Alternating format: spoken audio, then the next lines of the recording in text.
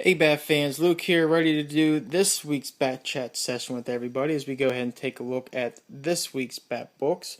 And it was the fifth week of the month, which means that we're going to get indulged with a whole bunch of annuals and maybe some mini-series, and maybe you'll see the occasional reoccurring series throw in a unscheduled issue showing up in the fifth week of the month. But this month, or I'm sorry, this week, to be honest, it was pretty much for me indie heavy, and I think one Marvel, which goes to a title which I'm just beyond kind of frustrated with right now.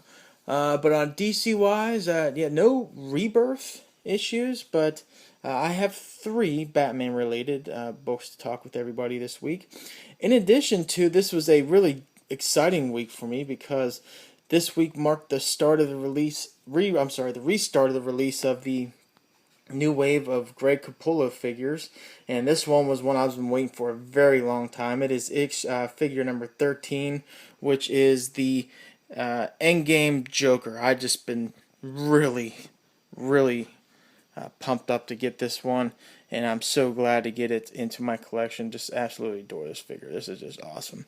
And I think next week we continue. If it's not next week, it's the week after, where we'll have Wonder Woman be released, and then I think after that we have the Robo Bat Bunny figure come out, which actually dual pack. It has the big robot, then it has the Jim Gordon Batman in the black under robot suit, which I'm really pumped up to get to. But that said, going into this week's Bat books again, two annuals, and then I have a mini series to take a look at. And with annuals, to be honest, feeling kind of burned with annuals. Really hasn't been really a good annual come out lately. I think the last good one I thought was Batman annual number 4, I believe it was, with the no, it was 3. The Endgame tie-in, which I just thought that was just awesome. But these installments of the annual was actually pretty decent. Nothing one I wanted to rake my eyes out, but we had one that was really surprising and one that was pretty darn good. And we'll start with one that was pretty darn good, which was Gotham Academy Annual number 1.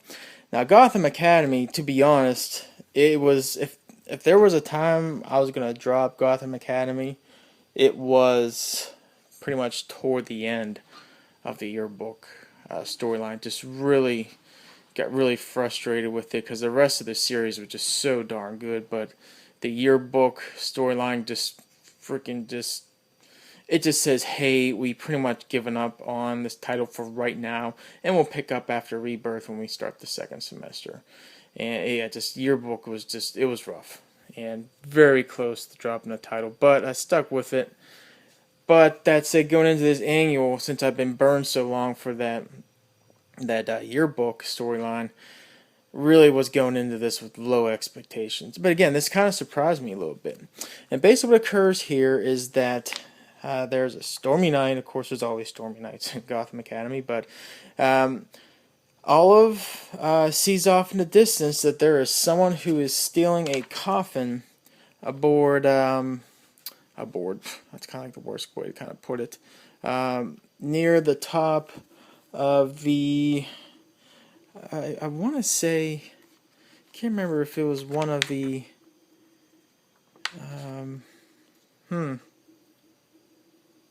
we'll just say it's the top of the bell tower, but I think it might have been one of the teachers' labs, but I can't remember off the top of my head. It's been a while. I think I read this like on Wednesday, and it's like after midnight on Friday.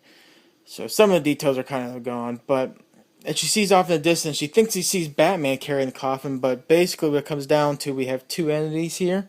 We have Colton right there, and then we have Palmline having two contrasting stories of what they believe caused who stole the quote-unquote coffin. And I think it was going back to what was damaged. storage loft. It was a storage loft. But basically, comes down to Palmline thinks there is a rash of vampires attacking the campus, and it was actually a vampire who stole the coffin or the clock. It appears one person thinks it's a clock, one person thinks it's a coffin. It comes down to. Then we have Colton, who believes that it is not a vampire, yet he believes. Let me see if I can get to it. That he believes that it is actually. Let me find them. That it was the teacher, McPherson, who was stealing it. And basically, the annual was kind of bulked up into their points of view of what they think happened. And I'll be honest, I said it was good, to be perfectly honest. It was a good story. I like the vampire part, but it basically comes down to they kind of converge at the end, where it's kind of like both. And the first I thought this was Dr. Phosphorus, but it's not Dr. Phosphorus. I can't remember the name they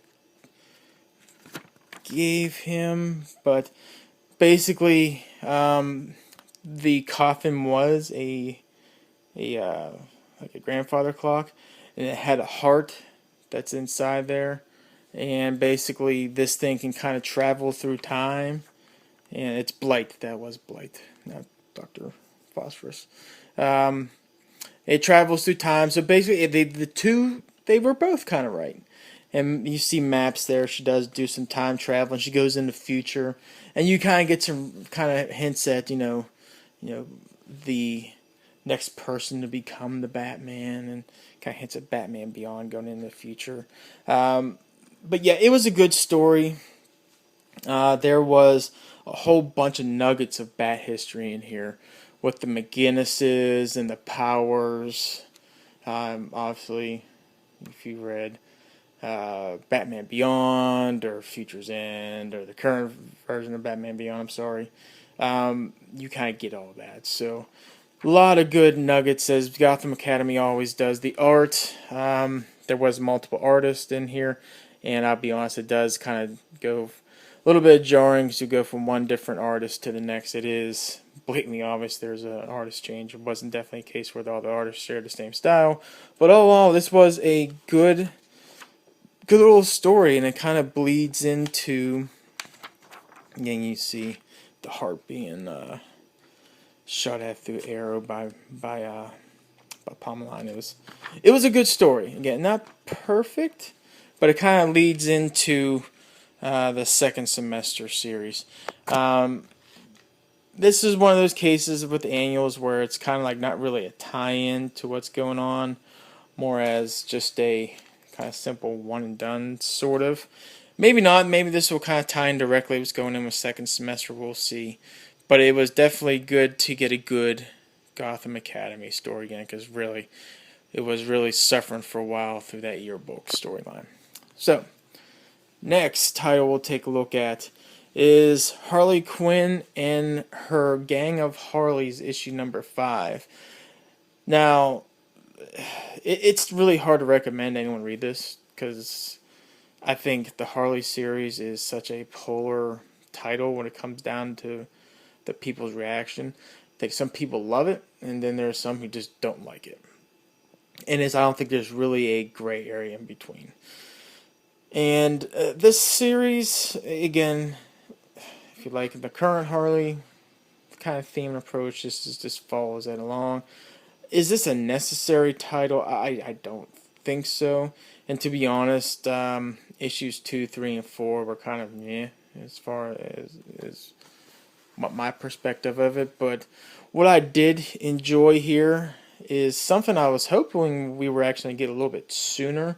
And it's more of a kind of a brush up of what this Harley Sin character is all about. And man, the subtle nods to current pop culture in this issue was just awesome.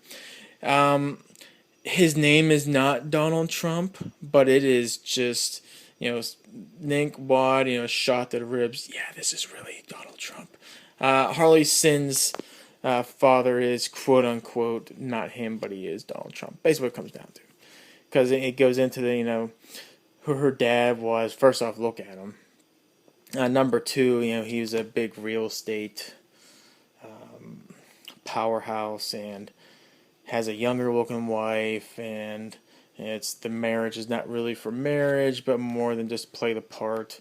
But you do see a kind of a sympathetic side of Harley Sin, and how she had a rough childhood and kind of acted out.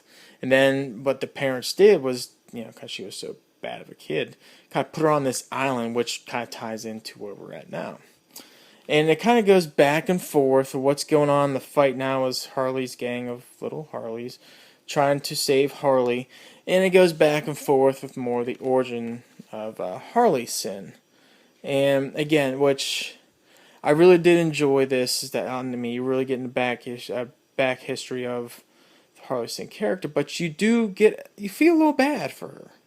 And not excusing what she's doing is what she did before as being right or where she's at right now, but you do feel kind of sympathetic towards her.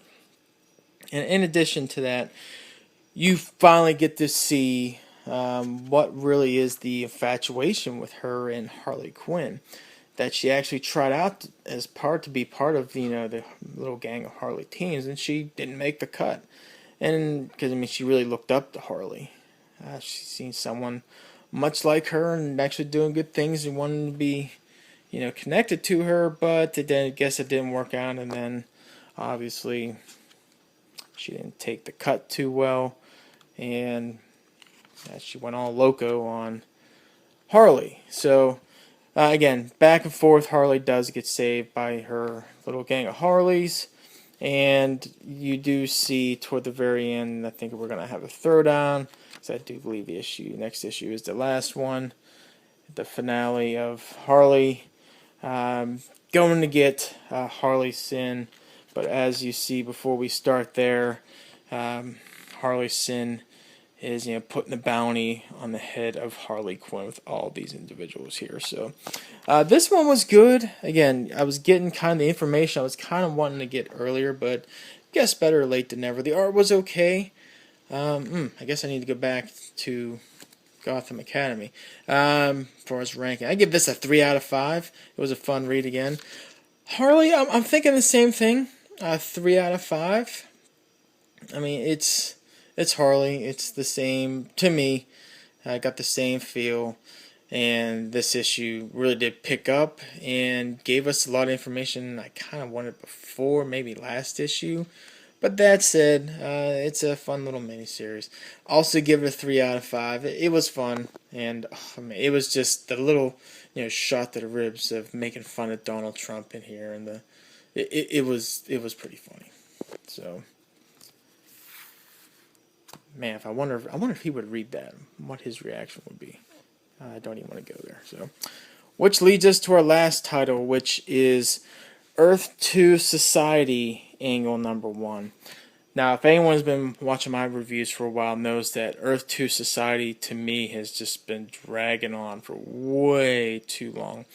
And one issue that I think it was the last issue that kind of just broke it for me was the most interesting part of this story to me, is Dick Grayson trying to find his son, and he finally sees him, and you see Helena Wayne go after Dick's son John, and they kind of cut away from the story, say, hey, to find out what's going on, make sure you read Annual Number 1. It's like, the best part of Earth 2, the most interesting part of the story. And we're not even going to get this in, we're going to get into Annual. I'm like, they're going to screw this up. But, to my surprise, this was very good. In this, it kind of goes back and forth in time.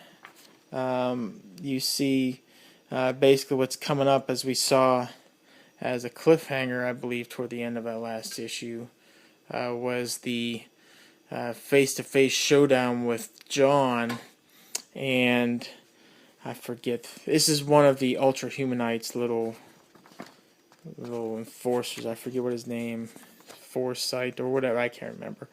Um, Going head to head against them, fighting. Then Helena shows up, but it kind of goes kind of forward in time actually to after these events, where you see Dick Grayson kind of forging this new bat suit that's kind of still got the Earth 2 feel with him and his inability to walk out that special suit, and he got his little take to it, but also got a Batman Beyond suit type feel to it, where this was something that Helena Wayne actually kind of crafted up, kind of passed on to Dick in here, but he's actually talking, Dick is, to his son John, so you do kind of figure this out, that again it's going back and forth in time, but the bulk of the issue where you see Dick here kind of reflecting is with his son John after Helena basically saves him. So where you're seeing the back flashes of the fight with, Helena going up against that other kid and saving John, you kind of figure that he's gonna make it out, because obviously it's Dick's talking to him in the future. So, but the conversation that really Dick is having with John is, is he worthy to be Batman? Which I just absolutely love that, because if you remember back in, the 2 times that Dick donned the cape and cowl in Prodigal and Battle for the Cowl and beyond, up into the very end of the pre-New 52 era, is that one thing that was always constant, that even really Grant Morrison really hit hard on in the Batman and Robin story in the first volume, was he just didn't think he was worthy. He's just, Batman is something that is really up there, and Bruce sacrificed so much for the Batman, and he just doesn't think he's worthy enough or capable enough. But one of the things that made him kind of go along in all this was he shared the same common thread that Bruce did and then Thomas did, was that the sense of loss, and obviously Thomas losing Bruce, and Bruce losing his son with Helena. And then there's always that loss tie-in with the character of Batman, and that's what was kind of pushing Dick along to be this Batman, is that now he lost his son, but now his son's back, so he's like, is it worth it? Number one. Number two, hey, my son's here, I can't be risking my life, because now I got a family here. And to be honest, I'm just getting by being Batman. I mean, I'm just one mistake away from, dying and then leaving my son, who I just got back, an orphan. But you do see after their conversation that basically John's telling him, hey, you're making this world a better place, and in doing so, you're protecting me. And I thought that was really good. Toward the very end, Helena does show up, then you do see Dick kind of don this new batsuit, which throughout this issue I thought the art was just really, really awesome. And again, the dialogue just between Dick and John was just absolutely superb. I see a lot of the fight. And again, I just like how, while there was a lot of time jumping, the dialogue and the story was really executed really well. Whereas Dick is talking in the future, but is actually, when they go through some of the flashbacks, his dialogue's going as the events that are occurring, and it just meshes really well. But yeah, it's the art in this issue was just really awesome. I'm trying to get to the page where Dick, see there, it's a touching moment. But the last page, I want to say that last page, because I think I see what's coming, but yeah, there's Dick donning this new version of the Batsuit, and as you see at the end, Helena mentions the fact that, hey, there's a meeting on, going upstairs, we gotta get up there, and he's like, I'm coming, and you see this last page, and it's Dick running off to the meeting with his son John behind, and I think we're gonna see the Earth 2 version of Batman and Robin, because not only is it just a scene, you're like, oh yeah, just Batman going with his son Dick with John versus what we would see with Batman, or with that Bruce and Damian. But if you look closely, I'm sorry, a little bit like the Red Robin suit, the design. I know it doesn't look like it, but it just looks awfully like a Robin-esque type thing to wear. So I think we're going to see Batman and Robin, which I like it. I think that is going to be really fun. So all in all, yeah, this was a really good issue. You get the father-son moment that was just so well executed in Batman and Robin with Bruce and Damian, but you're seeing it here with Dick and John. Again, the art was just phenomenal in this. It's absolutely phenomenal, and I had a blast. This was good. I'm going to give this a 3.5 out of 5. Yeah, I was going to float on a 4, but we'll keep it at 3.5. This was good stuff. So anyway, that was this week's books. I hope everyone had a great week of reading. And until next week, well, we'll take a look, I'm sure, at the whole spew of Bat books that will be coming as we get back in the regular printing schedule. Take care, everybody.